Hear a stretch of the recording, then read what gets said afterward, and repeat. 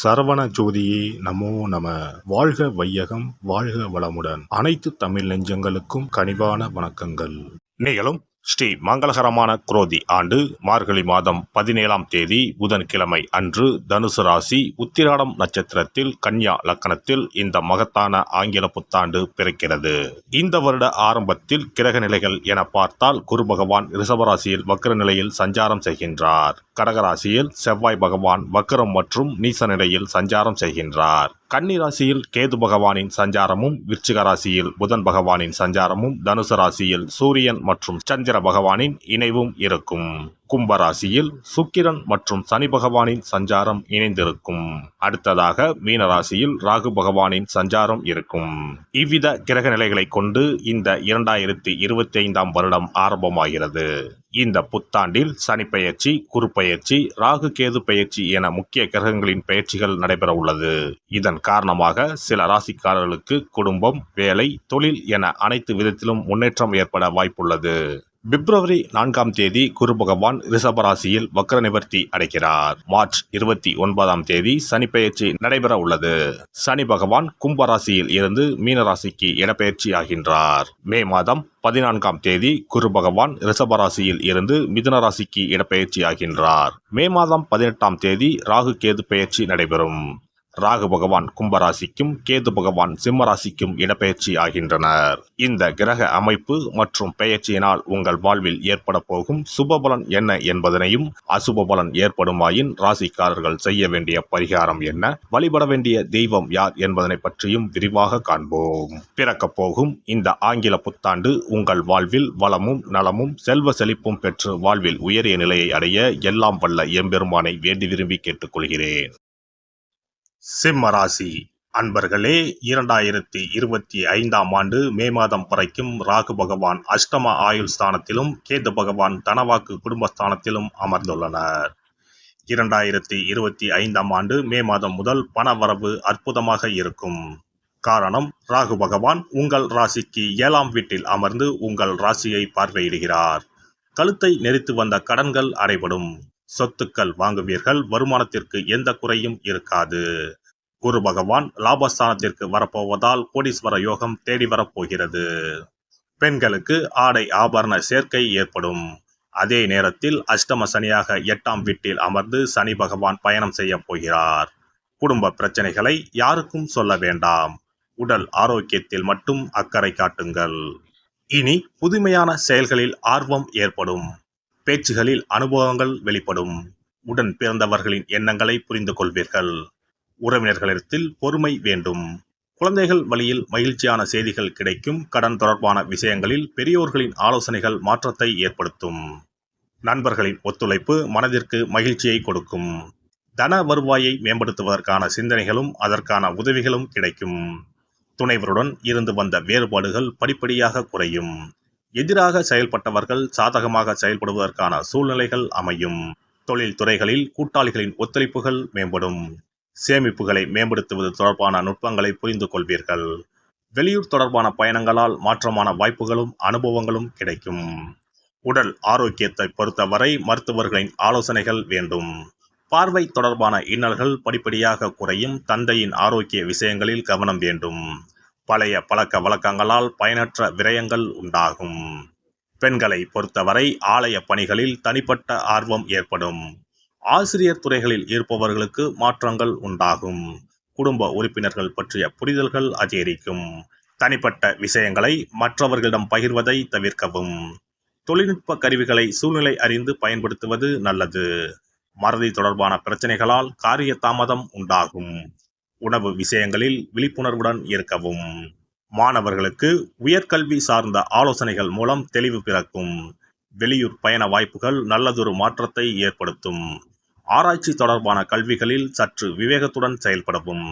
கலைத்துறைகளில் தனிப்பட்ட ஈர்ப்புகள் உண்டாகும். கணித துறைகளில் இருந்து வந்த ஆர்வமின்மை குறையும். பணிபுரிவோருக்கு உங்களின் மறைமுகமான திறமைகள் வெளிப்படும். புதிய அதிகாரிகளிடத்தில் மதிப்புகள் கிடைக்கும். இழுபறியாக இருந்து வந்த பதவி உயர்வு இப்போது கிடைக்கும். நெருக்கடியாக இருந்தவர்கள் விலகிச் செல்வார்கள். கட்டிடம் சார்ந்த துறைகளில் வெளிமாநிலத்தில் வேலைவாய்ப்புகள் உருவாகும். தணிக்கை துறைகளில் உள்ள சில நுட்பமான செயல்களை புரிந்து கொள்வீர்கள். சமூக நிகழ்வுகளை மற்றவர்களிடம் பேசுவதை தவிர்க்கவும். வங்கித் துறைகளில் இருந்து வந்த நெருக்கடியான சூழல்கள் குறையும். வியாபாரிகளுக்கு தொழில் வியாபாரத்தில் திட்டமிட்டு செயல்படுவது முன்னேற்றத்திற்கு வழிவகுக்கும். அபிவிருத்திக்கான எண்ணங்கள் மனதளவில் மேம்படும். அரசு வழியில் எதிர்பார்த்த உதவிகள் சாதகமாக அமையும். வெளிநாட்டு வர்த்தகங்களில் இருந்து வந்த தாமதங்கள் மறையும். கூட்டாளிகளிடம் பொறுமை காப்பது நல்லது.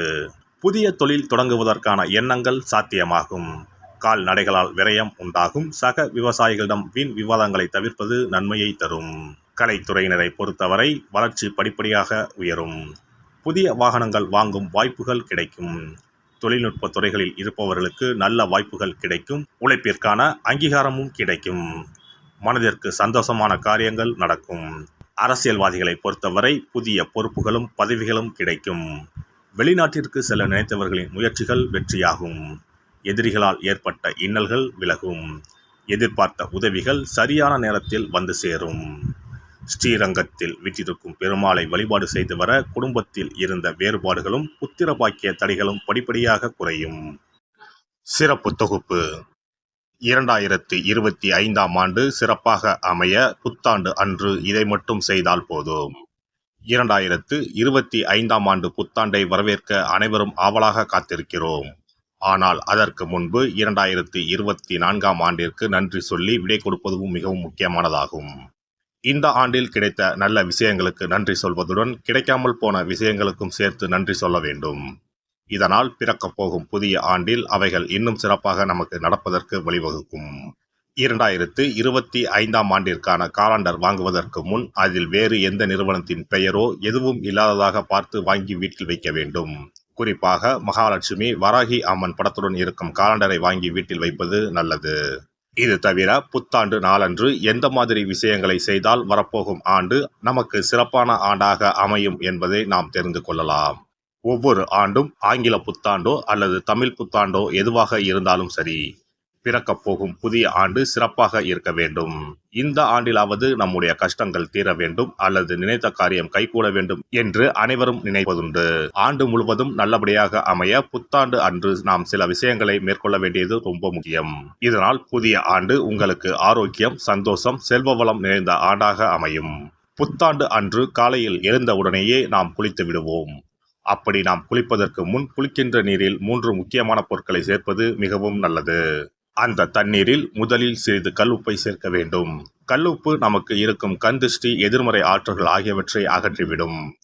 அடுத்ததாக சிறிது மஞ்சள் தூளை அதில் சேர்க்க வேண்டும். இதுவும் எதிர்மறை ஆற்றல்களை நீக்கி வாழ்வில் மங்களங்களை நிறைய செய்யும். மூன்றாவதாக சிறிது சுத்தமான பாலை சேர்க்க வேண்டும். அது பசும்பாலாக இருப்பது மிகவும் சிறப்பானது. இவை மூன்றுமே மகாலட்சுமியின் அம்சமானவை என்பதால் இவற்றை நீரில் கலந்து குளித்தால் அந்த ஆண்டு முழுவதும் நமக்கு மகாலட்சுமியின் கடாட்சம் கிடைக்கும். அடுத்ததாக புத்தாண்டு அன்று காலையில் வீட்டின் வாசலில் சிறிதளவு மஞ்சள் தடவி அதன் மீது அரிசி மாவில் கோலமிட வேண்டும். அதன் மீது ஒரு அகலில் மஞ்சள் நிற திரியிட்டு நெய் விட்டு தீபம் ஏற்ற வேண்டும். அதற்கு பிறகு வீட்டிற்குள் நல்லெண்ணெய் தீபம் ஏற்றி அன்னாசி பூ நறுமணம் கொண்ட ஊதுபத்தியை ஏற்றி வைத்து வழிபட வேண்டும். இந்த ஆண்டில் வராகி அம்மனை வழிபடுவது சிறப்பானது. இதனால் வெற்றிகளும் மகிழ்ச்சிகளும் கூடும். அதேபோல் புத்தாண்டு அன்று இரவு 9 மணிக்குள் சில முக்கியமான பொருட்களை வீட்டின் பூஜை அறையில் வாங்கி வைத்து வழிபடுவதால் வீட்டின் பொருளாதாரத்தை அதிகரிக்க செய்யும். ராகு காலம், யமகண்டம் இல்லாத நேரம் புதிதாக தேங்காய் ஒன்றை வாங்கி வீட்டின் பூஜை அறையில் வைத்து வழிபட வேண்டும். அதன் பிறகு அதை எடுத்து சமையலுக்கு பயன்படுத்திக் கொள்ளலாம். தேங்காய் மங்களத்தின் அடையாளமாக கருதப்படுகிறது. இந்த பொருளை வீட்டில் வாங்கி வைப்பது மிகவும் நல்லது. அதோடு மயிலிறகை தேவஸ்தான கடைகளில் போய் வாங்கி கொண்டு வந்து வீட்டில் வைக்கலாம். முருகப்பெருமானின் வாகனமாக இருக்கக்கூடிய மயிலின் இறகை வீட்டில் வைப்பதால் நேர்மறை ஆற்றல்கள் பெருகும்.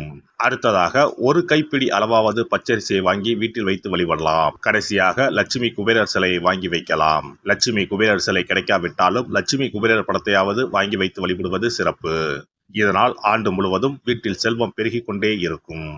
எல்லாம் வல்ல இறையருளால் நீங்களும் உங்கள் அன்பு குடும்பமும் உடல் நலம், நீலாயுள், நிறை செல்வம், உயர் புகழ், மெய்ஞானம் ஓங்கி வாழ்க வளமுடன். இந்த வீடியோ பதிவு உங்களுக்கு பிடித்திருந்தால் லைக் பண்ணுங்க, கமெண்ட் பண்ணுங்க, ஷேர் பண்ணுங்க, மறக்காம சப்ஸ்கிரைப் பண்ணுங்க, பக்கத்துல இருக்கிற பெல் பட்டனை கிளிக் பண்ணுங்க. நன்றி, வணக்கம். ஓம் நமச்சிவாய, சிவாய நம.